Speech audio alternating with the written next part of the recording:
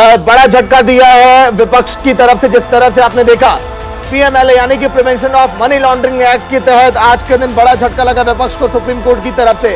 और तो और तमाम ऐसे कई दांवपेच याचिकाएं तो दायर की गई लेकिन पक्ष में नहीं आई। लेकिन सवाल यह भी है कि सन 2002 में जब एनडीए की सरकार थी तभी इस कानून को बनाया गया, लेकिन लागू हुआ सन 2005 में जब कांग्रेस की सरकार थी और पी चिदंबरम वित्त मंत्री हुआ करते थे। चलिए अब चर्चा की शुरुआत करते हैं। महिमा सिंह प्रवक्ता कांग्रेस की होंगी डिबेट में, दानिश इकबाल नेता बीजेपी, बादल देवनाथ नेता टीएमसी के, Rajiv Ranjan political expert, doctor Mallika Gautam political expert हमारे साथ स्टूडियो में होंगे। बहुत बहुत स्वागत है महिमा जी, दानिश जी, बादल जी, राजीव जी और डॉक्टर मल्लिका जी।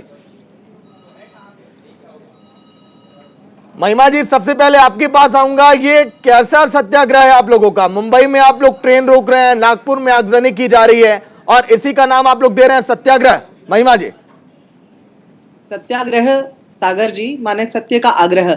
सत्य का आग्रह लोकतंत्र के अंदर कौन सा अपराध है? सत्याग्रह करने के लिए जिस प्रकार से भी जनता को, कार्यकर्ताओं को अहिंसात्मक तरीकों से ठीक लग रहा है, वो सरकार तक अपनी आवाज को पहुंचाने की कोशिश कर रहे हैं। देश भूला नहीं है कि किसानों को रोकने के लिए किस किस प्रकार के हथकंडे सरकार ने अपनाए थे, सड़कों में कीलें तक गाड़ दी थी। और आज यदि वो अपने चुनिंदा तस्वीरें मीडिया चैनल्स पर दिखाने की कोशिश कर रहे हैं तो ये बात भी जनता को विदित है। आज ये भी समझने की बात है सागर जी कि नहीं तो महिमा जी आपको इस बात को गलत भी तो बोलना चाहिए ना कि हाँ, अगर ट्रेन अगर कहीं पर रोक रही है कांग्रेस की अगर टीम, अगर कार्यकर्ता है, तो ये गलत भी है। आप कह रही हैं कि आवाज को दबाया जा रहा है और अपनी आवाज पहुंचाने के लिए ऐसा किया जा रहा है। मेरी बात को मुझे विराम देने दें सागर जी। बोलिए। जनता जब आक्रोश में आती है और जब सड़कों पर उतरती है तो निश्चित तौर पर वेग जो है, वेग प्रवाह में जो समय का प्रवाह है उसमें बाधाएं आती हैं। और इसीलिए सरकार का ये दायित्व होता है कि वो इस प्रकार से जनता को हताश न करे, जनता के साथ अन्याय न करे। सरकार को ये याद रहे कि रामधारी सिंह दिनकर जी ने ये कहा है, बड़ों का जीवन है उत्कर्ष, मान पर मिटना ही है मान, फिर भी जानबूझकर बनते जाते क्यों अनजान। ये जो अनजान बन रहे हैं, ओ मद सत्ता के मत वाले बनो न यो नादान। ये जो सरकार अनजान बन रही है, नादान बन रही है, ये पूछ रही है कि आखिर इसमें दिक्कत ही है क्या है। पहले तो मैं उनको ये याद दिला दूं कि जब नरेंद्र मोदी के साथ पूछताछ की गई थी, जब वो प्रधानमंत्री नहीं थे, तो भाजपा ने किस प्रकार का आंदोलन किया था वो जाकर गूगल पे सर्च करके कोई भी पता लगा सकता है, याद ना हो यदि लोगों को। हमें भली भांति याद है कि आज से पहले जब भी विपक्ष में भाजपा भी रही है, जो कि लंबे काल तक रही है, तो उन्होंने भी पूरे आंदोलन किए हैं, आक्रोश किए हैं। लेकिन आज यदि हम संसद में सवाल पूछते हैं, महंगाई पर सवाल पूछते हैं, बेरोजगारी पर सवाल पूछते हैं, जो जनता के सवाल हैं, तो ऐसे में भाजपा उत्तर देने से भाग क्यों रही है? क्या सरकार की नीतियां साफ नहीं है? क्या उनकी नीयत साफ नहीं है? वो बोल रहे हैं कि कांग्रेस को आपत्ति क्या है, हम पूछ रहे हैं सरकार को आपत्ति क्या है संसद में चर्चा होने देने से। संसद का आखिर फंक्शन ही क्या है, उसका कार्य ही क्या है? आप सांसदों को गिरफ्तार करते हैं, आप हमारे नेता दानिश जी बैठे हुए, दानिश जी से पूछ लेते हैं। महिमा जी, आप ही का सवाल। दानिश जी बताइए, जब पीएम नरेंद्र मोदी से पूछताछ हो रही थी, सन 2007 का वो दौर था, आपको बखूबी याद होगा, तब आप लोगों ने भी सड़कों पर इसी तरह से हंगामा किया, प्रदर्शन किया। अब कांग्रेस कर रही है तो आपत्ति क्या है? देखिए, ये कांग्रेस का सत्याग्रह नहीं अपितु ये दुराग्रह है और ये एक भ्रष्टाचार को, एक परिवार के भ्रष्टाचार को छुपाने के लिए जो है ये एक हंगामा है, सिंपैथी लेने की कोशिश है। जहाँ तक ये आरोप है कि भारतीय जनता पार्टी का इसके अंदर जो है कोई भूमिका है, देखिए जब कांग्रेस की सरकार थी, यूपीए की सरकार थी 2012 में, तभी ये जो है ये केसेस जो है आए थे और ये हाई कोर्ट के आदेश के बाद ये जो है प्रक्रिया में लाया गया। हाई कोर्ट के आदेश के बाद जो है ये कार्रवाई शुरू हुई। हाई कोर्ट के आदेश के बाद ही राहुल गांधी जी और सोनिया गांधी जी दोनों आज बेल पर हैं। अगर कोई संवैधानिक संस्था किसी से पूछताछ कर रही है, सोनिया गांधी जी या राहुल गांधी जी देश के संविधान से बड़े नहीं हैं। और जो लोकतंत्र है, लोकतंत्र के अंदर संविधान की जो एक प्रक्रिया है, उसके तहत इस देश के सभी नागरिक को गुजरना होता है। जहां तक नरेंद्र मोदी जी का सवाल है, नरेंद्र मोदी जी से भी ईडी ने, सीबीआई ने लगातार पूछताछ की थी, अमित शाह जी से भी पूछताछ हुई थी, लेकिन भारतीय जनता पार्टी ने संयम बनाए रखा था और उसका नतीजा था कि आज के डेट में दोनों के दोनों भारतीय जनता पार्टी के नेता जो हैं पूरी तरह से सरकार कोर्ट के माध्यम से बरी होकर के आए। तो मुझे लगता है कि अगर सोनिया गांधी जी, राहुल गांधी जी निर्दोष हैं तो कोर्ट इसका डिसाइड करेगा, कोर्ट इस पे निर्णय लेगा। और मुझे लगता है कि इस प्रकार की जवाब फिर अन्य लोग भी बैठे हुए डिबेट में।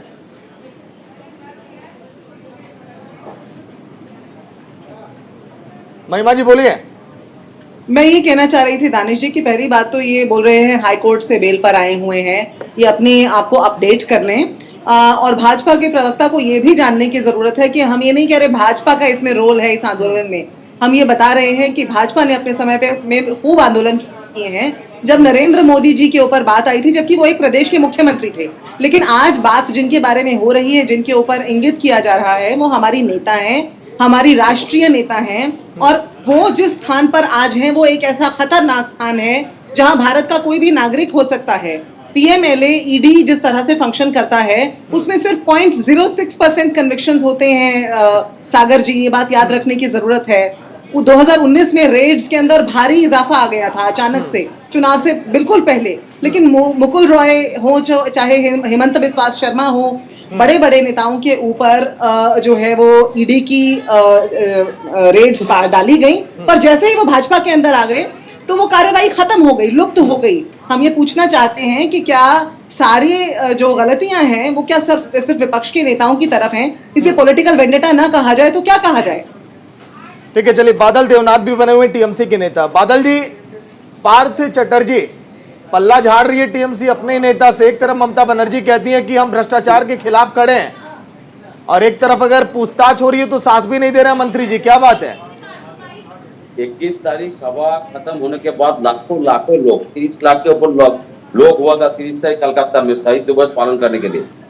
तो शहीद दिवस पालन करने के बाद एक दिन के बाद पार्थ चैटर्जी पार्टी के महासचिव, 5 बार का विधायक, 2 बार का विरोधी लीडर और 3 बार का सेंट्रल स्टेट मिनिस्टर, उसको अरेस्ट किया गया। पार्थ चैटर्जी के पास से अभी तक कुछ नहीं मिला।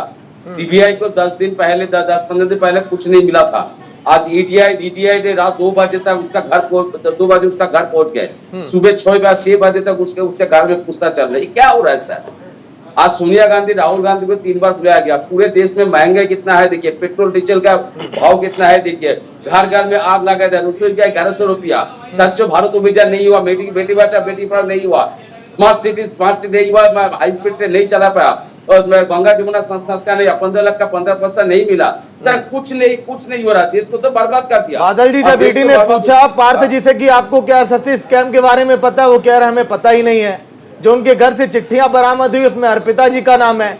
अर्पिता जी, अब आप कहिए कि उनकी करीबी भी नहीं, आप ये भी कह देंगे। बड़े बड़े पोस्टर में, होर्डिंग्स में ममता बनर्जी दिखाई देती हैं, पार्थ दिखाई देते हैं, साथ में अर्पिता दिखाई देती हैं। इसको भी क्या आप करीबीपन नहीं मानेंगे तो और क्या बोलेंगे आप? कौन है सर अर्पिता? आप जानते हैं अर्पिता को? अब आप नहीं जानते क्योंकि आप लोग फर्स्ट पे, तो कहां से जानेंगे सर? पूछ रहा हूँ, आप अर्पिता के बारे में जानते हैं? अर्पिता के घर पे एसएससी स्कैम के जुड़े दस्तावेज कहां से पाएगा, बताइए फिर। नहीं, अर्पिता जी, क्या एसएससी स्कैम के दस्तावेज कहां से चले गए जब वो अभिनेत्री रही है? तो एक मिनट, बताइए। मैं आपका गेस्ट हूँ और मुझे बोलने का मौका दीजिए। बोलिए। अर्पिता कौन है? अर्पिता एक एक्ट्रेस है। उड़िया भाषा में, दक्षिण भारत में, कन्नड़ भाषा में, तेलुगु भाषा में, बांग्ला में सिनेमा फिल्म किया। वो एक्ट्रेस है। और उसके साथ कोई पूजा पैंडल में, कोई जगह में, किसी का घर में कोई परिचय हो सकता है, लेकिन उसका घर में कि वो आया कहाँ से है, पार्थुदा के पास से कुछ नहीं मिला, अभी तक कुछ नहीं मिला। पार्थुदा को 6 बजे ले गया, उसके घर से मिल रहा है ये सब। पार्थुदा कुछ जानते नहीं है उसका घर। चलिए बादल जी, देखिए सच कितना भी छुपाइए, छुपेगा नहीं है, सामने उजागर होकर रहेगा। क्योंकि ममता दीदी भी तो यही कहती है कि भ्रष्टाचार के हम खिलाफ खड़े हैं, तो उजागर होने दीजिए, जांच में सहयोग करवाइए तो बेहतर है।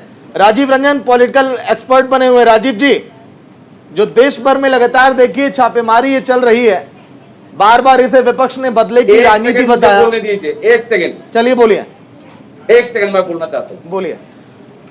जांच को सहयोग करना मतलब क्या होता है?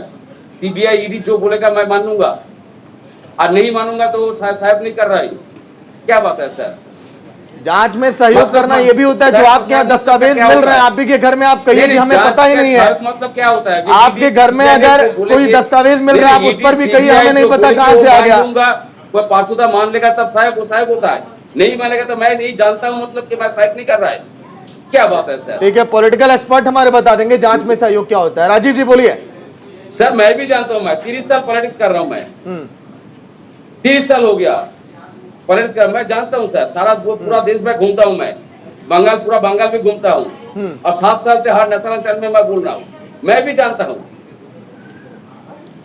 ठीक है, राजीव जी बोलिए। बुला रहा है। राजीव जी बताइए, राजीव जी पूछताछ में सहयोग क्या होता है और पूरे देश भर में जो लगातार ईडी की छापेमारी हो रही है। सुदीप बंदोपाध्याय को अरेस्ट करने के बाद कुछ नहीं मिला। बादल जी आऊंगा लौटकर, बादल जी आऊंगा लौटकर, बताइएगा और भी तथ्य सामने लाइएगा कि आप लोग कितने पाक साफ है, बोलिएगा राजीव जी। अब बादल जी बरसना रुके तो फिर मैं कुछ बोलूं फिर। बोलिए जी, जांच में सहयोग का तो सीधा मतलब यही होता है, जो सवाल पूछा जाए उसका सीधा सीधा जवाब दिया जाए। मतलब घुमाना फिराना, इधर उधर कहना, मुझे नहीं मालूम, मुझे याद नहीं। अभी जैसे सत्येंद्र जैन की कोरोना में याददाश्त चली गई, उनसे जो पूछा जा रहा है, मतलब बाकी सब उन्हें याद होगा, उन्हें ये भी याद होगा कि वो आज भी मंत्री पद पर हैं, जेल में रहते हुए भी मंत्री पद पर हैं, लेकिन वो बहुत सारी चीजें भूल गए। वो चीजें भूल जाते हैं जिन्हें ईडी पूछना चाहती है, जिन्हें ईडी जानना चाहती है। तो ये सत्येंद्र जैन वाला उदाहरण दे रहा हूँ। वैसे ही बादल जी के जो सहयोगी फंसे हुए हैं, वो भी कुछ इसी तरह के बहाने बना रहे होंगे कि मुझे ये याद नहीं है, मुझे ये मालूम नहीं है। तो अब सीधी सी बात है, ईडी के पास सवालों की फहरिस्त होती है, वो उस सूची के हिसाब से सवाल पूछते हैं, जो दस्तावेज मिले हैं उनके आधार पर उनके सवाल बने होते हैं। आगे जहां पर कुछ अनसुलझे प्रश्न होते हैं उनके आधार पर वो पूछते हैं। ईडी की अपनी पूछताछ की एक प्रक्रिया है और बड़ा दिलचस्प है कि आज ही के दिन सर्वोच्च न्यायालय ने ईडी की कार्यप्रणाली पर, उसके अधिकारों पर, पीएमएलए एक्ट की वैधानिकता पर, इन सब पर एक बड़ा ऐतिहासिक निर्णय दिया है। तो उस निर्णय को भी जरा पढ़िए और उस निर्णय में मतलब याचिका लगाने वाले कौन थे जरा उनको भी देखिए। वही विपक्षी नेता थे। सारे सवाल उन्होंने लिखे। लगभग 250 के आसपास की याचिकाएं दायर की गई थी। उन सब याचिकाओं को मिला जुला करके एक निर्णय सर्वोच्च न्यायालय ने दिया है। उसमें वो सारे सवाल उठाए गए थे। ईडी पर जितने आरोप लगाए जाते हैं आपकी इन परिचर्चाओं में, टीवी चैनलों पर बहस में, या राजनीतिक दलों के प्रवक्ताओं खास करके विपक्षी दलों की ओर से, वो सारे सवाल सर्वोच्च न्यायालय के सामने रखे गए थे। और कोई भी मुझे बता दे कि किसी भी एक सवाल पर इनको कहीं से कोई राहत मिली हो जिसमें सर्वोच्च न्यायालय ने कहा हो कि नहीं, ईडी पर आप ये बात कह रहे हैं, ये तो ठीक नहीं है, अच्छा ईडी को यहाँ पर अपना ये तरीका सुधारना चाहिए, ईडी की ये शक्ति नहीं है वास्तव में, ऐसा कुछ भी नहीं कहा सर्वोच्च न्यायालय ने। अब सर्वोच्च न्यायालय से क्या ज्यादा ऊपर कोई शक्ति हमारे लिए बैठी है हमारे संविधान में, जो ये बताए कि कानून क्या होता है, जो ये बताए कि किसी संस्था का कानूनी अधिकार क्या होता है, उसकी संवैधानिकता क्या है, उसके वैधानिक अधिकार क्या है। इन सब पर बताने के लिए, समझाने के लिए, इन सब पर निर्णय करने के लिए, समीक्षा करने के लिए सर्वोच्च न्यायालय से बड़ी कोई संस्था हमारे पास नहीं है। और उसी सर्वोच्च न्यायालय ने आज ईडी के अधिकारों की बड़ी व्यापक समीक्षा करके सब कुछ सामने रख दिया है। ठीक है। बेशक एक पत्रकार के रूप में कभी कभी मैं सोचता हूँ कि ईडी से संबंधित जो शक्तियां हैं और पीएमएलए कानून के जो कुछ प्रावधान हैं वो थोड़े सख्त हैं। जो बाकी हमारा न्याय सिद्धांत है उसकी तुलना में यदि आप देखेंगे, जैसे एक मूल सिद्धांत होता है कि बाकी सब जगह माना जाता है कि जब तक आपको अभियोजन पक्ष दोषी साबित नहीं कर देता है तब तक आप दोषी नहीं माने जाएंगे, निर्दोष माने जाएंगे। यानी ठीक है, राजीव जी लौट कर आऊंगा। डॉक्टर मल्लिका गौतम, माफ करिएगा आपके पास लेट से आ रहा हूं। मल्लिका जी, अगर हम बात करें ईडी के जो अधिकार हैं उसको बरकरार रखा गया और बार बार देखिए सरकारी मशीनरी इसका गलत इस्तेमाल करना, विपक्ष इस तरह के आरोप लगाता रहा और जो बार बार ये कहा गया कि हमारी आवाज को दबाने के लिए, कुचलने के लिए, अन्य मुद्दों को यहां से भटकाने के लिए देश में इस तरह की कार्रवाई की जाती है, सहमत हैं आप इससे? देखिए, मैं ये नहीं कहूँगी कि सिर्फ भाजपा ऐसा कर रही है। मैं ये कहूँगी कि कांग्रेस ने अपने वक्त पर भी ऐसा किया था। ईडी या कोई भी इन्फोर्समेंट एजेंसी होती है, कहीं ना कहीं उसको अपने पॉलिटिकल गेन्स के लिए हर कोई इस्तेमाल करता है। ये तब भी हुआ था। अब जो ये एफआईआर था, जो ये ओरिजिनली एफआईआर करी गई थी, सुब्रमण्यम स्वामी ने की थी 2012 में जी। तो ईडी ने इतने साल इंतजार क्यों किया इसके ऊपर कोई भी एक्शन लेने के लिए? तो सबसे पहले तो ये ज़रूरी है जानना कि इतने साल इंतजार करने की क्या आवश्यकता थी, क्या नीड थी कि हम इतना डिले करें। क्योंकि एक अगर आप कानूनी तौर पे भी जाएं तो कानूनी तौर पे भी एक लिमिटेशन होता है। अगर आप कोर्ट में जाएं, आई एम श्योर महिमा जी मेरे साथ अग्री करेंगी कि एक लिमिटेशन होता है, एक लिमिटेशन पीरियड होता है। उसके जाने के बाद आप उस एक पर्टिकुलर प्रॉब्लम पे दोबारा से सवाल नहीं उठा सकते। पर यहाँ पर 2012 की एफआईआर पे अब जाकर एक्शन लिया जा रहा है। क्यों? क्या ये मिसयूज नहीं है इन्फोर्समेंट एजेंसीज का।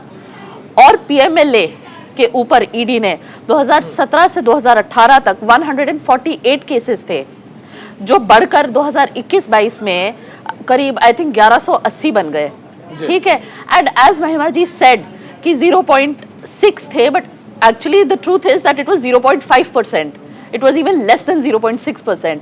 तो there is no justice that has been done by the ED. रही बात इन्वेस्टिगेशन की, इन्वेस्टिगेशन एक लिमिट में की जाती है। हम लोग लॉयर्स हैं, महिमा जी, मैं, हम लोग लॉयर्स हैं, तो वी नो कि इन्वेस्टिगेशन में 3-3 घंटे नहीं लगते। राहुल गांधी जब थे, इन्वेस्टिगेशन उन पे थी, 8-8 घंटे उनको बिठाया जा रहा था, 3-3, 4-4 दिन तक लंबी इन्वेस्टिगेशन चल रही थी। मेरा ऑफिस कनॉट प्लेस में, मैं जानती हूँ, रास्ते बंद थे। क्यों हम ऐसी स्टेट ऑफ अनडिक्लेयर्ड इमरजेंसी में हैं? क्यों है हम? क्या डर है? बीजेपी का राज है, राइट? क्या डर है बीजेपी को कि रोड ब्लॉक किए जा रहे हैं? Congress has no power right now, why are you so afraid? क्यों डर रहे हो आप? बोलिए दानिश जी। देखिए, इन्वेस्टिगेशन नहीं दानिश जी, एक सवाल देखिए मेरा ये है, अब यहाँ पर ईडी पर सवाल उठाई मान लीजिए मल्लिका जी, लेकिन जो नेता चुनाव के पहले या फिर जो बीजेपी में शामिल हो जाते हैं, उनके शामिल होते ही दाग अच्छे हो जाते हैं। सबसे पहले और ताजा उदाहरण मैं एकनाथ शिंदे का दे रहा हूं, जिनके ऊपर ईडी की तलवार लटकी थी। जैसे ही वो बीजेपी में आए, तुरंत जांच का दायरा सब सिमट गया, सब कुछ बंद हो गया, उनके दाग अच्छे हो गए, सब कुछ खत्म हो गया। देखिए, एक तो इन्वेस्टिगेशन एजेंसीज का क्षेत्राधिकार है कि वो किस व्यक्ति से किस आधार पर पूछताछ कर रहा है। अगर उसके पास कोई सबूत है, कोई एविडेंस है, तो उस आधार पर उससे पूछताछ की जाती है। और जहां तक समय का सवाल है, समय की कोई लिमिटेशन नहीं है, उनके पास अधिकार है, जितना चाहे वो उतना उनसे बातचीत कर सकते हैं, पूछ सकते हैं। इसलिए मुझे लगता है कि इस पर आपत्ति करना कि ईडी कितना समय से कितने प्रश्न पूछेगा, ये जो है मुझे लगता है कि दखल देना होगा संवैधानिक संस्था के प्रोसेस के ऊपर। जहां तक सवाल है कि ट्रैफिक जाम हो गए या रोड जाम हो गए, ये भारतीय जनता पार्टी ने नहीं करवाया, कांग्रेस के जो कार्यकर्ता हैं, जिस प्रकार से वो जनता के मुद्दों को लेकर के कभी सड़क पे तो नहीं आए, जनता के इश्यूज को लेकर के तो रोड पे नहीं आए, जिसका खामियाजा ये है कि कांग्रेस आज पूरे देश में सिमटती जा रही है। लेकिन एक गांधी परिवार के सदस्य को बचाने के लिए आज पूरे के पूरे कांग्रेस के कार्यकर्ता, पूरे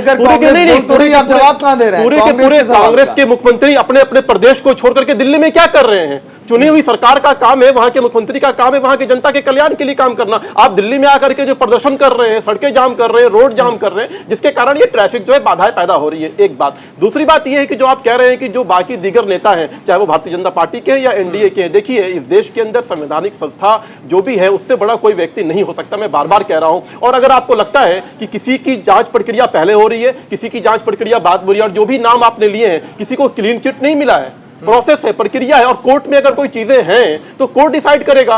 और ये कह देना कि सोनिया गांधी की जांच प्रक्रिया आज शुरू हो गई है और दूसरे नेता की आज शुरू नहीं हुई है, ये कौन सा जो है तर्क है? इस आधार पर जो है इनके साथ पूछताछ नहीं होनी चाहिए। बीजेपी से हाथ नहीं मिलाते और सरकार आपकी नहीं बनती तो जांच अभी तक वहां चलती रहती। सर, आप कोर्ट जाइए ना, न्याय प्रणाली है ना, न्यायिक व्यवस्था है ना। अगर आपको लगता है कि डिस्क्रिमिनेशन हो रहा है, अगर आपको लगता है कि भेदभाव हो रहा है, तो आपको कोर्ट जाना चाहिए, आपको न्यायालय जाना चाहिए। महिमा जी कुछ जवाब देना चाहती है, महिमा जी बोलिए जल्दी से। सागर जी, 2-3 बातें भाजपा के प्रवक्ता ने कही। एक तो उनकी पीड़ा साफ साफ दिखी कि कांग्रेस के मुख्यमंत्री सब दिल्ली में आकर के क्या कर रहे हैं। जनता की ये तो पीड़ा है चाहते मैडम, हैं कि उस इन्हें प्रदेश की जनता की हस्तक्षेप पीड़ा है, नहीं मेरी करें, पीड़ा नहीं है।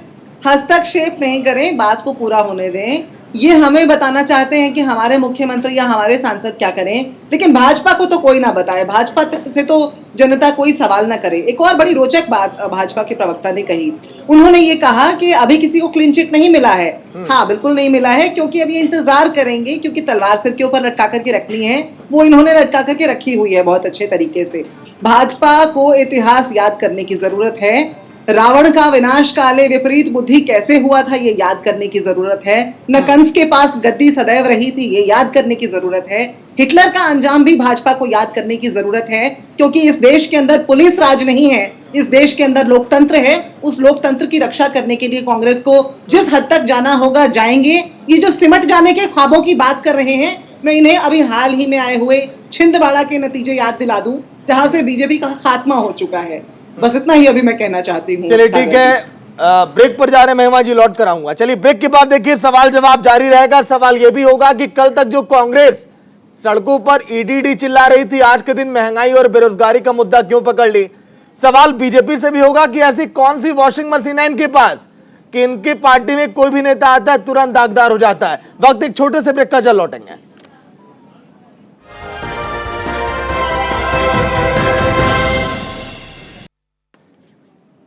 तो चलिए ब्रेक के बाद एक बार फिर से चलेंगे अपने खास शो इंडिया के सवाल में। पूछेंगे तमाम मेहमानों से सवाल। महिमा जी, दानिश जी, बादल जी, राजीव जी, डॉक्टर मल्लिका डिबेट में बनी हुई है। महिमा जी, कल तक जो कांग्रेस सड़कों पर ईडी कर रही थी, आज के दिन तमाम नेताओं की बाइट आई, अभी मैं सुनवाऊंगा आपको। अब महंगाई और बेरोजगारी पर बात होने लगी है। कल तक आप लोग सवाल उठा रहे थे ईडी की कार्यप्रणाली पर।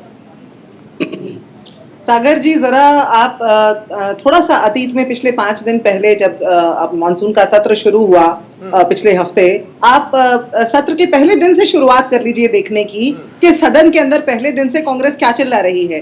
कांग्रेस पहले दिन से इस बात पर सवाल उठा रही है कि अनाज के ऊपर जीएसटी, दही के ऊपर जीएसटी, मृत व्यक्ति की के अंत्येष्टि करने के ऊपर जो सामान है उसके ऊपर जीएसटी। हम तो पहले दिन से ये सवाल उठा रहे हैं और हमारे सवालों का ही ये नतीजा है कि सरकार विवश हो जाती है कुछ चीजों में रेक्टिफिकेशन करने के लिए। और मैं ये भी याद दिला दूं आपको कि बार बार सांसदों को निलंबित किया गया और आज तो ये आलम है कि 23 सांसदों को निलंबित किया जा चुका है। आज हमने ये भी देखा, ज्योति एमएस जो हमारी एक चुनी हुई सांसद हैं, उनके किस तरह से दिल्ली पुलिस द्वारा उनके कपड़े फट गए हैं, जिस तरह से दिल्ली पुलिस उनको हैंडल कर रही है। हम तो पहले दिन से ईडी जो है, ईडी के साथ साथ बेरोजगारी, महंगाई सब चिल्ला रहे हैं। आपको मैं ये भी याद दिला दूं, जब पेगासस आया था तब भी कांग्रेस ही चिल्ला रही थी। जब कृषि कानून गलत रास्ते से लाए गए थे तब भी कांग्रेस ही चिल्ला रही थी। आज भी यदि कांग्रेस ईडी के ऊपर भी सवाल कर रही है तो वो हर भारतीय के फंडामेंटल राइट्स, मौलिक अधिकारों के ऊपर सवाल कर रही है। बात सोनिया गांधी की नहीं है। आज उन्हें उस खतरनाक स्थान पर लाया गया है जहां कल को मैं, आप या भारत का कोई भी नागरिक हो सकता है। आज भी कांग्रेस देश के संविधान की रक्षा के लिए खड़ी है और वो खड़ी रहेगी। भाजपा के सपनों में ही वो हमारा दमन कर पाएंगे क्योंकि वास्तविकता वो भी जानते हैं। बोलिए राजीव जी, क्या, माफ करिएगा दानिश जी, देखिए क्या अगर सड़कों पर अगर कांग्रेस अगर प्रदर्शन करेगी और अगर अपनी जनता की आवाज उठाएगी तो उनके कपड़े फाड़ दिए जाएंगे, धक्का मुक्की की जाएगी? देखिए, अभी कांग्रेस के मित्र ने कहा कि जो है हिटलर से तुलना की भारतीय जनता पार्टी के नेताओं की। देखिए, लाजमी है हिटलर को याद करना कि स्वतंत्र भारत के इतिहास में अगर देश में कोई कलंकित हुआ है, कोई कलंक वाला काम हुआ है तो वो था आपातकाल। तो जिन लोगों ने आपातकाल लगाया हो इस देश के अंदर, इस देश को कलंकित किया हो, इस देश के स्वतंत्रता, इस देश के लोकतंत्र को कलंकित किया हो, तो उनको हिटलर याद आना लाजमी है और वो हमें नसीहत दे रही हैं। और जहां तक सवाल है पुलिस के प्रोसेस का, प्रक्रिया का, अगर कहीं गलत व्यवहार हुआ है, दुर्व्यवहार हुआ है, महिलाओं के साथ हुआ है या किसी के साथ भी हुआ है, तो भारतीय जनता पार्टी उसकी निंदा करती है। भारतीय जनता पार्टी कभी ऐसी चीजों को सपोर्ट नहीं करेगी कि कहीं जो है दुर्व्यवहार किया जाए, कहीं जो है आप प्रोटेस्ट कर रहे हैं उसको रोकने के नाम पे जो है आप जो है गलत बर्ताव करें। ऐसा संस्कार भारतीय जनता पार्टी का कभी नहीं है, हम इसकी निंदा करते हैं। लेकिन सवाल यह है कि एक परिवार के लिए आप पूरे के पूरे फौज लेकर के, पूरे के पूरे मुख्यमंत्री लेकर के, और अभी इन्होंने कहा कि नरेंद्र, दिल्ली पुलिस को समझाइए ना फिर। जी मैं बोल रहा हूं, अभी इन्होंने कहा कांग्रेस के मित्र ने, आदरणीय ने, कि जो है नरेंद्र मोदी तो सिर्फ मुख्यमंत्री थे। मैं इनसे पूछना चाहता हूं कि राहुल गांधी और सोनिया गांधी सांसद के अलावा क्या है? बताइए आप, कभी मंत्री रहे क्या? कभी मुख्यमंत्री रहे क्या? तो इसलिए ऐसी बातें करना कि नरेंद्र मोदी सिर्फ मुख्यमंत्री थे, इसलिए, और मैं बताता हूं बहुत ही जिम्मेदारी के साथ कि जब भारतीय जनता पार्टी के मुख्यमंत्री को जो है ईडी ने बुलाया, सीबीआई ने बुलाया, पूरी पार्टी ने संयम दिखाया था। कहीं भी अराजकता नहीं फैली थी, कहीं भी दुर्व्यवहार नहीं किया गया था, कहीं भी जो है सड़कें जाम नहीं की गई थी। राहुल गांधी को कुछ मानते नहीं है क्या? नहीं, वो तो दुनिया मानेगी ना, वो तो जनता मानेगी। मेरे मानने ना मानने से क्या होता है? वो तो जनता ने दिखा दिया अमेठी के अंदर कि वो क्या है। अगर वो वहां नहीं जाते, चुनाव नहीं लड़ते, तो आप सांसद भी नहीं होते। ठीक है महिमा जी, ठीक है दानिश जी, लौट कर आऊंगा। आज के दिन की सागर जी, महिमा जी जल्दी से 2 मिनट दीजिए। महिमा जी, अगर हम बात करें सोनिया गांधी से, देखिए कुछ तस्वीरें भी दिखा दो। बोलिए। जो अभी भाजपा के मित्र ने कहा, उन्होंने इमरजेंसी की बात उठाई। मेरे नेता ने और कांग्रेस के हर कार्यकर्ता ने बार बार क्षमा मांगी है देश से, और मांगेंगे जब तक देश के मन में ये बात होगी, क्योंकि हम विश्वास करते हैं भारत की पद्धति में क्षमा वीरस्य भूषणम। गोधरा के लिए इन्होंने माफी मांगी क्या? गांधी की हत्या के लिए इन्होंने माफी मांगी क्या?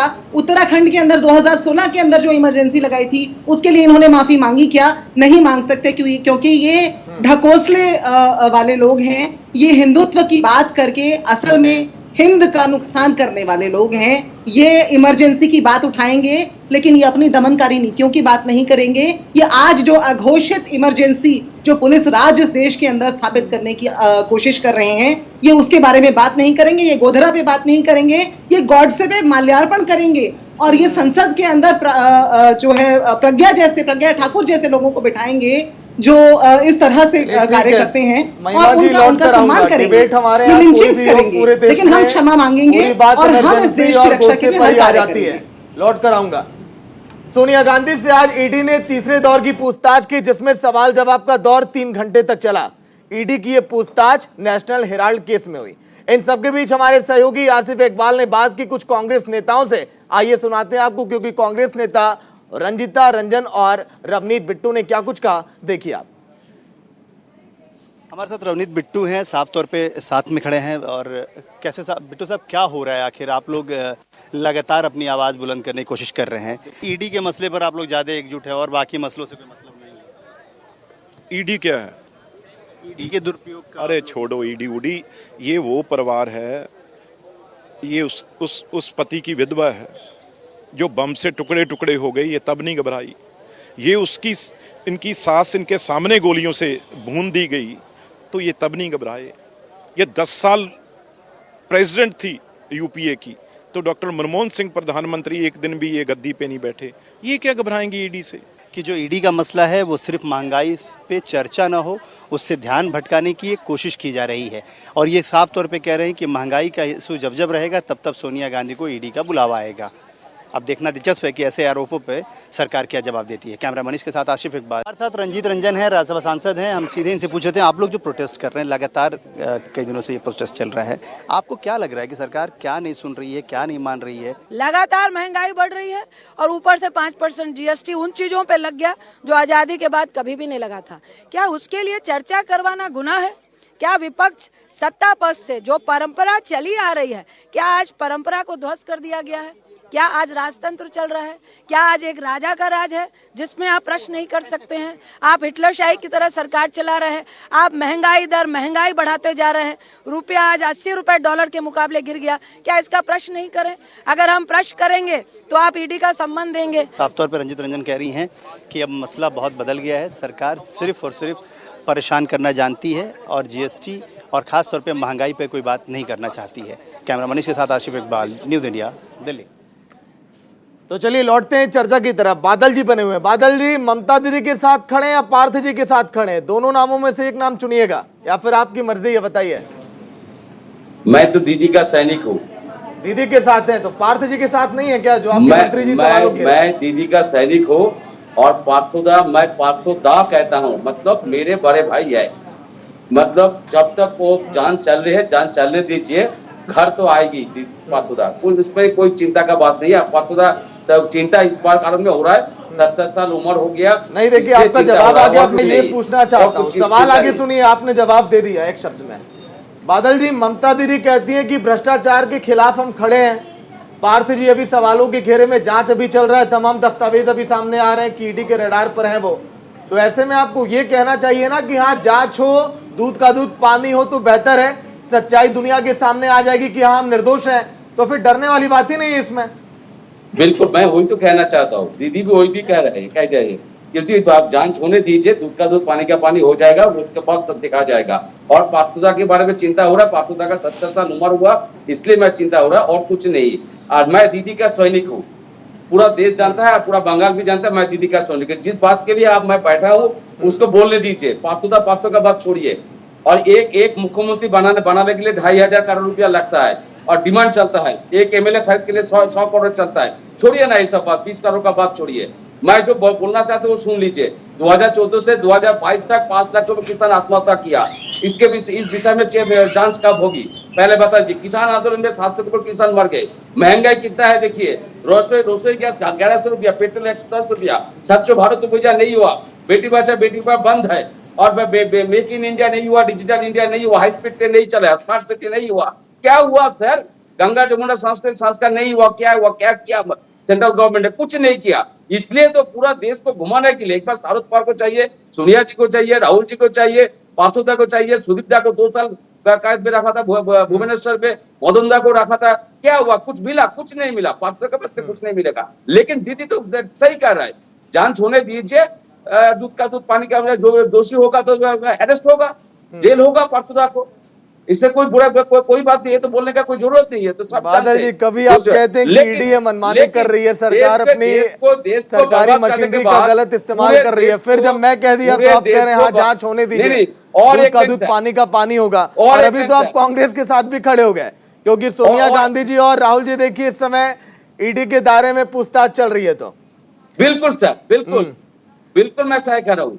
और देखिए, जे देश को जो लोग बर्बाद किया, देश को जो बेरोजगार 4 साल के लिए नौकरी, अग्निपथ, क्या नाम दिया, अग्निपथ, वो श्रीलंका बनेगा हमारा भारत, एक दिन जरूर आएगा। राजीव रंजन जी भी बने हुए पॉलिटिकल एक्सपर्ट, आप ही के जवाब पर उनसे सवाल, लाखों लाखों करोड़ों लोग दिल्ली पहुंच गए उस दिन मोदी का। राजीव जी, विपक्ष की पार्टियां एक साथ खड़ी हो गई, देखिए टीएमसी, कांग्रेस, जांच अगर हो रही है तो फिर ये सभी पार्टियां एक साथ हैं, क्योंकि ईडी के रडार पर विपक्ष के कई लोग हैं। देखिए कल के दिन भी इसी मुद्दे पर डिबेट था। राजीव जी, सवाल मेरा ये है कि कांग्रेस ने भी ये सवाल उठाए थे कि केंद्र के जो नेता हैं या फिर जो बीजेपी के नेता हैं उन पर ये जांच की आज क्यों नहीं आ रही है, वजह क्या इसके पीछे है?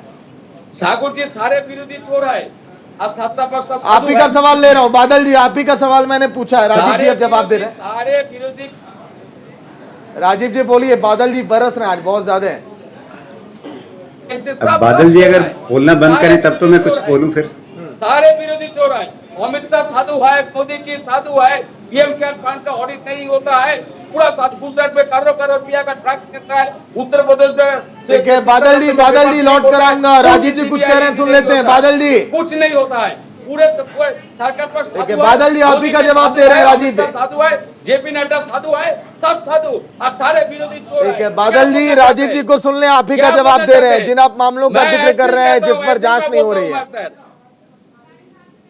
राजीव जी बोलिए। देखिए, ये वही तर्क दे रहे हैं कि अच्छा, रेड लाइट पार करने पे अगर किसी एक को पकड़ लिया जाए, वो 4 दूसरे लोगों को दिखाए कि अच्छा वो भी तो पार किया, उसे क्यों नहीं पकड़ा, सिर्फ मुझे क्यों पकड़ा। तो ये दलील जो है ये कानून के सामने नहीं चलती है। ये दलील मीडिया में बहस के लिए चल सकती है, लेकिन अदालत में ये दलील दे करके आप नहीं बच पाएंगे। तो वहां पर अगर पार्थो चटर्जी जी को या किसी और को बचना है तो उन्हें बेहतर दलीलें अपने वकील के माध्यम से कोर्ट के सामने रखनी पड़ेंगी। ये दलील देने से कि अच्छा शिंदे जी पे चल रहा था, वो भाजपा के साथ आ गए तो वहाँ जांच रुक गई, ये सब बातें। प्रूफ चाहिए, कोर्ट के पास प्रूफ चाहिए, प्रूफ देना पड़ेगा ईडी सीबीआई को। घर 2 बजे रात को 2 बजे घर पहुंच गए, कौन सा कानून है बताइए तो। एक मिनिस्टर अगर, एक पब्लिक के अगर किसी का कोई मर्डर होगा, तब मर्डर के लिए जब मर्डर हो जाता है, जब पूरा जांच होने के बाद उसको अरेस्ट किया जाता है। और क्या मिस करो किसके घर पे मिला और 500 को अरेस्ट कर दिया, जांच चल रहा है सर, मैं तुमको लकब में ले लिया, मैं अभी जांच चल रहा है। क्यों ऐसा क्यों है? पहले जांच करो उसके बाद अरेस्ट करो। कौन सा कानून है ये सब, कौन सा कानून है? आप सारे विरोधी चोर है। बादल जी, आपको सिर्फ अपना कहने में रुचि है या दूसरों की सुनने में भी रुचि है? प्रूफ दीजिए, प्रूफ देना पड़ेगा आपको। जो सीबीआई ईडी जो कर रहा है प्रूफ देना पड़ेगा। वही मोदी जी। बादल जी, आप दूसरों को सुनना चाहते हैं या सिर्फ अपना कहना चाहते हैं? नहीं सर, पूरा देश को बर्बाद करने के बाद पूरा मुद्दा को घुमाने के लिए और ये सब कर रहा है। सोनिया जी को बुलाओ, राहुल जी को बुलाओ, शरद पवार को बुलाओ, कर्नाटक से बुलाओ, तमिल से बुलाओ, उत्तर प्रदेश। इनके साथ आधे घंटे का 1 घंटे का अलग से कार्यक्रम कर लीजिए, इनके साथ बाकी लोगों को मत बिठाइए। कोरोना काल के 5 लाख के ऊपर 5 लाख लोग मर गए कोरोना काल में। इनके साथ बाकी लोगों को मत बिठाया करिए ना, दूसरों का समय खराब होता है। आसाम को क्या खराब होता है? आसाम में डिटेंशन कैंप में कितना लोगों को आसाम में डिटेंशन है अब जानते हैं? बंगाली को 1 करके आसाम में डिटेंशन कैंप भेजता है। आप जानते क्या जानते? जाइए त्रिपुरा में 10,500 का नौकरी रद्द कर दिया त्रिपुरा गवर्नमेंट, भाजपा गवर्नमेंट ने, कोई कुछ नहीं बोलता। लाखों करोड़। ये जो इतना गुस्सा दिखा रहे हैं, इतना चिल्ला रहे हैं, ये किसी बात है कि ममता बनर्जी ने थोड़ा अलगावपन दिखाने का प्रयास किया है। बादल जी एक बार आप कहते हैं कि हाँ जांच होने दीजिए, सहयोग हम कर रहे हैं, फिर उसके बाद इतना हो अल्लाह क्यों कर रहे हैं? जांच होने दीजिए, दूध का दूध पानी का पानी हो जाएगा। तमाम आप योजनाएं गिना रहे हैं, घोटाले गिना रहे हैं। जब कहा जा रहा है कि जांच होगी तो इंतजार करिए, नहीं जांच होगी सड़कों पर उतर के प्रदर्शन करिएगा। आप डिबेट कीजिए ना। सर, आपको सरकार पे भरोसा नहीं है, कम से कम न्यायिक व्यवस्था पे तो भरोसा रखिए, संवैधानिक व्यवस्था पर तो भरोसा रखिए, संयम तो दिखाइए, गंभीरता तो दिखाइए। ठीक है, चलिए महिमा जी के पास जा रहा हूँ, लौट कर आऊंगा आप सभी के पास। महिमा जी, सन 2005 में कानून पहली बार देखिए जो लागू किया गया यूपीए सरकार में, आपको पता होगा पीएमएलए सन 2002 में एनडीए के शासनकाल में ये पास हुआ, फिर उसके बाद लागू हुआ जब पी चिदम्बरम वित्त मंत्री हुआ करते थे। इसी पर आप लोग को आपत्ति होने लगी, मतलब कि जब तक आप लोग मॉनिटर हैं अपनी नीतियां पसंद आएंगी, उसके बाद नहीं आएंगी। कांग्रेस ने जो कानून ड्राफ्ट किया था सागर जी, चाहे वो पीएमएलए हो, चाहे वो जीएसटी का कानून हो, चाहे वो आधार का यूआईडीएआई का हो, जिस पर उस समय भाजपा ने बहुत प्रदर्शन किए थे, जो कांग्रेस के ड्राफ्ट थे आप उन्हें पढ़िए और उसके बाद जो भाजपा ने लागू किया उसे पढ़िए, और उसके बाद 2018 में जो पीएमएलए के अंदर अमेंडमेंट्स, जो संशोधन भाजपा लेकर आई, आप उन्हें देखिए तो ये व्यक्ति को समझ में आएगा कि किस प्रकार से इसको बदला गया है। जबकि 2005 के अंदर इस कानून के अंदर सिर्फ 6 हमारे जो एक्ट्स थे वो आते थे, जो ऑफेंसेस थे, जो शेड्यूल्ड ऑफेंसेस की लिस्ट है वो 6 में से आती थी। ये मल्लिका जी भी जानती हैं बखूबी, और आप उनसे भी पूछिएगा इस बारे में। लेकिन आज वो 30 कानून जो हमारे हैं उनमें से उस शेड्यूल्ड लिस्ट को अपडेट किया गया है, अमेंड किया गया है, जो कि इसके दायरे को बहुत ज्यादा बढ़ा देता है। इसीलिए आज इसको एक ड्रैकोनियन लॉ की तरह से देखा जा रहा है। इसीलिए आज ये देखा जा रहा है कि ये आर्बिट्रेरी है। ये जिस तरह से आज लोगों का घेराव कर रहा है, हेमंत बिस्वा शर्मा, मुकुल रॉय, ज्योतिरादित्य सिंधिया, आपने अभी एकनाथ शिंदे का पूछा था, माननीय सर्वोच्च न्यायालय के फैसले पर भी आपको आपत्ति है? बिल्कुल आपत्ति नहीं है, बिल्कुल आपत्ति नहीं है, पर हमें रंजन गोगोई जी का यूटर्न भी याद है पेगासस के आ जाने के बाद। जब वो प्रेस कॉन्फ्रेंस हो रही थी, मैं सर्वोच्च न्यायालय में खुद उपस्थित थी क्योंकि वकालत करती हूँ वहां पर। लेकिन उसके बाद जो रंजन गोगोई जी का यूटर्न हुआ और उसके बाद जो उन्हें संसद में पहुंचाया गया, हमें वो भी याद है। तो इसलिए देश का हर नागरिक जो बुद्धिजीवी है वो सब कुछ देख रहा है। जो नादान जनता है, जो अपनी गरीबी से ही जिनकी जीवन में देखिए आप जो बातें कर रहे हैं उसी पर डॉक्टर मल्लिका गौतम से मैं पूछ लेता हूँ। डॉक्टर मल्लिका जी, क्या जब भी कोई नई सरकार बनती है, सन 2005 में देखिए इसमें बदलाव किया गया, फिर कांग्रेस यूपीए के शासनकाल में बदलाव किया गया, जिक्र कर रही है महिमा जी की 2018 में भी इसमें संशोधन किया गया, तो जो सरकारें आती हैं अपने हिसाब से क्या बदलाव करती हैं, क्या ये सही आपको लगता है? आई एम श्योर सब अपने हिसाब से बदलाव करते हैं, बिकॉज कोई भी किसी विरोधी की पॉलिसीज से खुश नहीं है। And to add to what Mahima ji ने अभी कहा, उस पर अगर मैं ऐड करूं तो वो ये है कि हम जो बुद्धिजीवी लोग हैं, हमारे लिए तो एक नया टैग यूज़ करा जाता है जिसको आंदोलन जीवी बोला जाता है। ठीक है, जब भाजपा आंदोलन करती है सिलेंडर के पैसे बढ़ने पे, स्मृति ईरानी जी रोड पर आ जाती है, तो वो अलाउड है, वो बहुत अच्छा प्रदर्शन कहा जाता है। और अगर हम उसी महंगाई पे क्वेश्चन करते हैं, अब सिलेंडर बहुत ज़्यादा ऊपर जा चुका है, तब तो आई थिंक 700-800 रुपये था, अब 1000 से ऊपर जा चुका है। बट अब अगर हम आंदोलन करें तो हम आंदोलन जीवी कहलाते हैं। तो इसलिए कुछ भी कांग्रेस करे या कुछ भी विरोधी पार्टीज करें, वो सब गलत ही कहा जाएगा इस देश में। स्पेशली जो नया भारत की बात दानिश जी कह रहे हैं, उस नए भारत में संविधान की कोई जगह नहीं है, ये मैंने रियलाइज़ किया है। कोई जगह नहीं है उधर। वहाँ पर किसानों के खिलाफ, मुसलमानों के खिलाफ, हर किसी के खिलाफ एक टारगेटेड सा पॉलिटिक्स खेली जाती है, करी नहीं जाती। इट्स अ गेम जिस पे हर कोई टारगेट किया जाता है। And I think that is very unfortunate state of affairs for our country, और मेरे ख्याल से बदलना चाहिए। बोलिए दानिश जी, आपके बगल में बैठे हैं। मैं इसमें एक बिंदु जोड़ देना चाहती हूँ मैं इसमें सागर जी। 700-800 रुपए जो उस समय सिलेंडर था, उसमें कितनी सब्सिडी थी ये कोई भी जाकर के देख सकता है। आज 1053 रुपए है, उसमें 1 रुपए की भी सब्सिडी नहीं है। उज्ज्वला का जो खेल इस देश में भारत सरकार ने खेला है, इस पर तो बहुत लंबी बहस होगी महिमा जी। मई के महीने में मैंने खुद 536 रुपए का खरीदा था और सब्सिडी 154 रुपए आ जाती थी, तो और बदल चुका है, क्या करेंगे? बोलिए दानिश जी, यही है आपका नया भारत जिसका जिक्र आप कर रहे हैं। विपक्षी पार्टी टारगेट पर रहती हैं और निशाने पर उन्हें लिया जाता है। देखिए, एक तो prevention of money laundering act के बारे में जो बातें कही जा रही है, सुप्रीम कोर्ट ने उसको बिल्कुल साफ कर दिया है। चाहे वो गिरफ्तारी हो, चाहे वो संपत्ति जब्त हो, किसी प्रकार की भी जो है चीज़ों को लेकर के जो लोग गए थे उनको आईना दिखाने का काम सुप्रीम कोर्ट में किया है। उसके बाद मुझे लगता है कि अब कुछ बचा नहीं उस पर टिप्पणी करने के लिए। एक बात। दूसरी बात, हमारे मित्र ने कहा कि इस देश के अंदर संविधान नाम की कोई चीज़ नहीं, ऐसा रियलाइजेशन हो रहा है। इस देश के अंदर आमिर खान को ये लगा था कि उनकी पत्नी सुरक्षित नहीं है, उनके बच्चे सुरक्षित नहीं है, वो सुरक्षित नहीं है। नसरुद्दीन शाह को लगा था कि मुसलमान सुरक्षित नहीं है, आज इनको लग रहा है कि संविधान ही सुरक्षित नहीं है। तो ऐसे बातों का, ऐसे लोगों का क्या जवाब दिया जाए? ये देश संविधान से ही चलता है, लोकतंत्र से ही चलता है। If I may, नहीं if नहीं I नहीं, may. आप मैडम आपने कहा कि आपको रियलाइजेशन हो रहा है कि संविधान है ही नहीं है। संविधान नहीं है तो आप बोल कैसे रही है टीवी चैनल पे आके भारतीय जनता पार्टी के खिलाफ? If I may. संविधान है तभी तो आप बोल रही हैं, आपको बोलने का अधिकार संविधान देता है, इसलिए आप बोल रही हैं। If I may, आप ऐसी बातें कर रही हैं। I'll point out, मैं सुप्रीम कोर्ट की प्रैक्टिसिंग एडवोकेट हूँ। नहीं, अच्छी बात है, मैं आपका सुन सम्मान लीजिए, करता हूं, सुन लीजिए, लेकिन आप एक आपने वकील होने के नाते आप संविधान के को कह रही हैं कि संविधान है नहीं इस देश के अंदर। उसी नाते संविधान है इस देश के अंदर, उसको फॉलो नहीं किया जा रहा है, is what I am saying. Please don't misquote me. जो मैं कह रही हूँ उस बात को घुमाइए मत, घुमाने का काम हमारा है। मैडम आपके नहीं, मैं अभी रिवाइंड करके दिखा सकता हूँ, आपके अल्फाज थे कि मुझे रियलाइजेशन हो रहा है कि इस देश के अंदर संविधान नाम की चीज नहीं है। जी नहीं, संविधान की वैल्यू नहीं है। मैडम आप अपने बात से पलट रही हैं, मुझे लगता है ऐसी बातों पे देश के हर एक हम ऐसी नागरिक को टिप्पणी आपत्ति करते होनी ही नहीं चाहिए। जिससे हमें पलटना पड़े। नहीं, बिल्कुल ऐसी बातों पे देश के हर एक नागरिक को आपत्ति होनी चाहिए। इस चलिए, देश ठीक है, संविधान राजीव से रंजन चलता जी, है। आपके पास आ रहा और हूं मैं। देखिए एक बात मैं और कह देना चाहता हूं, आज हम लोग नेशनल हेराल्ड की बात कर रहे हैं, और क्यों कर रहे हैं? देखिए ये तो कोर्ट का काम है, विषय कोर्ट के अंदर, निर्णय कोर्ट को लेना है, लेकिन जो प्राथमिक दृष्टि से जो सामने चीजें आ रही हैं उसके आधार पर हम कह सकते हैं कि सोनिया गांधी, राहुल गांधी को जवाब देना चाहिए, ईडी के सामने जाना चाहिए। और देखिए मैं सर 10 सेकंड, क्रिमिनल्स की तरह क्यों ट्रीट किया जा रहा है? 10 सेकंड मेरी अपनी बात पूरी कर देनी चाहिए। आज हम लोग नेशनल हेराल्ड के विषय में बात कर रहे हैं। देखिए यहाँ पे जो नेशनल हेराल्ड का विषय आया, जब ये 90 करोड़ रुपए के इसमें जो है घाटा हुआ, इसको लोन दिया गया, तो कांग्रेस सरकार 10 साल यूपीए 1 यूपीए 2 थी।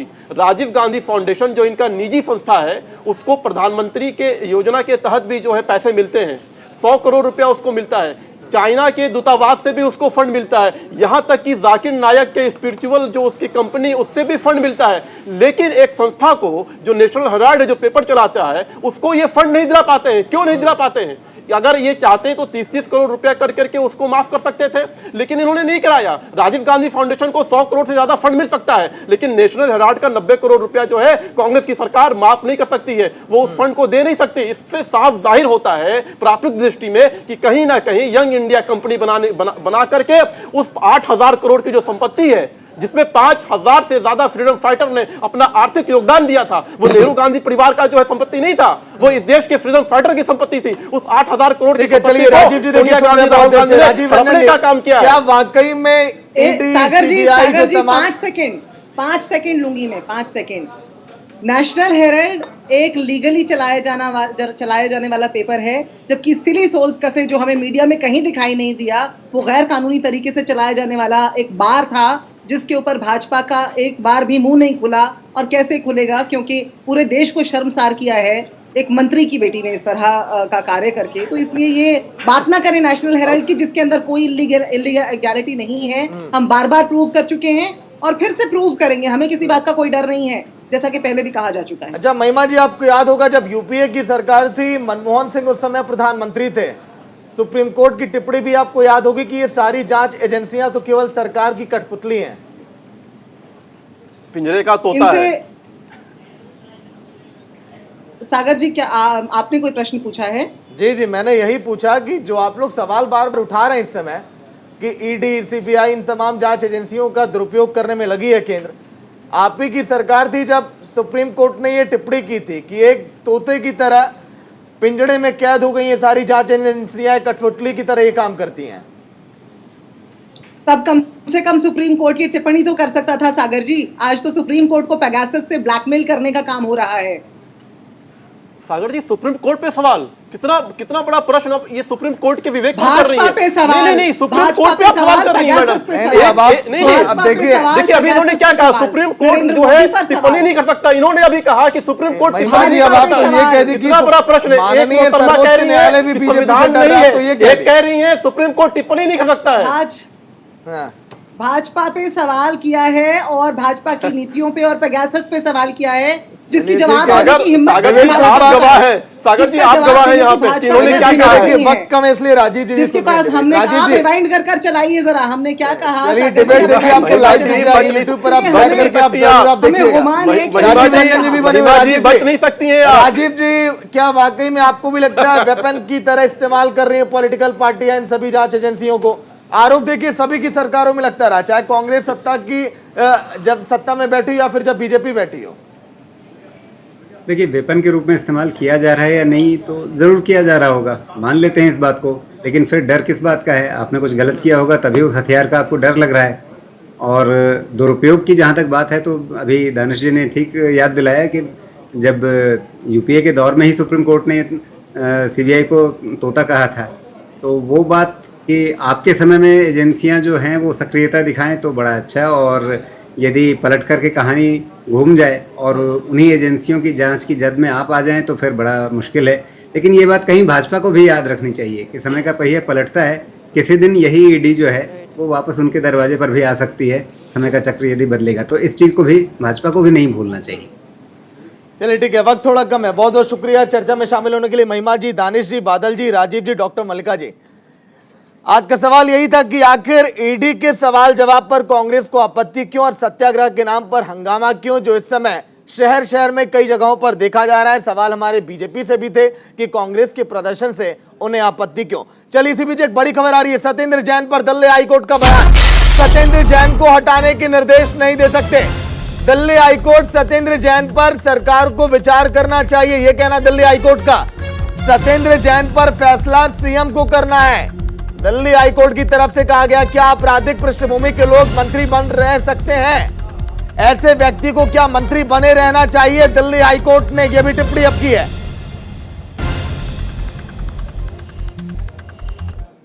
तो सत्येंद्र जैन से लगातार पूछताछ जारी, हालांकि देखिए गिरफ्तार किए जा चुके हैं, लेकिन दिल्ली हाईकोर्ट की टिप्पणी पर भी एक बार नजर आप डालिए।